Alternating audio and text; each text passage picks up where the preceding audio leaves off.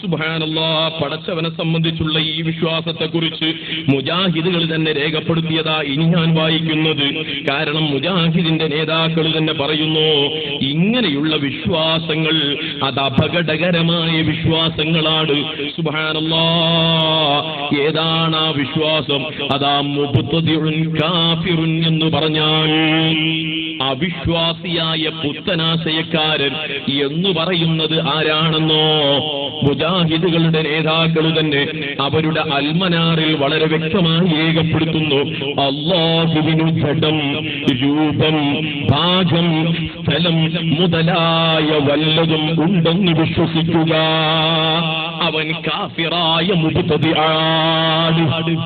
അല്ലാഹുവിനിക്ക് ഭാഗമുണ്ടെന്ന് വിശ്വസിക്കാൻ പറ്റൂല, അവൻ അവയവമുണ്ടെന്ന് വിശ്വസിക്കാൻ പറ്റൂല, അവന് ജഡമുണ്ടെന്ന് വിശ്വസിക്കാൻ പറ്റൂല, അവനിക്ക് പ്രത്യേക സ്ഥലമുണ്ടെന്ന് വിശ്വസിക്കാൻ പറ്റൂല.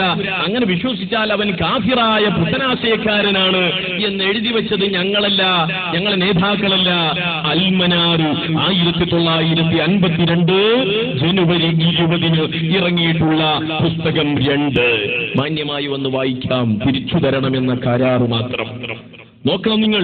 ഇത് മുജാഹിദിന്റെ നേതാക്കൾ പ്രസിദ്ധീകരിച്ചിട്ടുള്ള പുസ്തകമാണ്. ഇങ്ങനെയുള്ള വിശ്വാസം അത് കാഫിറാകുന്ന വിശ്വാസമാണെന്ന് രേഖപ്പെടുത്തിയത് കാണാം.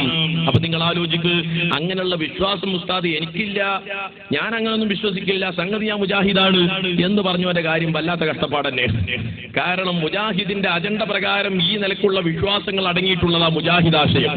അതിന്റെ ഒരു മെമ്പർഷിപ്പ് പറിച്ചാ മതി കുട്ടിയെ, അത് പറിച്ചാ മതി. ആ വിശ്വാസം ഇല്ല എന്ന് പറഞ്ഞാൽ പറ്റൂല. പറിച്ചാൽ തന്നെ അതിന്റെ അർത്ഥം എന്താണ്?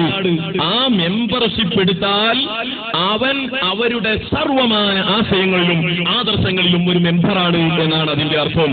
പിന്നെ അങ്ങനെ ഇങ്ങനെയൊന്നും പറഞ്ഞിട്ട് പടച്ചോന്റെ മുമ്പിൽ രക്ഷപ്പെടാൻ കഴിയൂല. അതും കൂടെ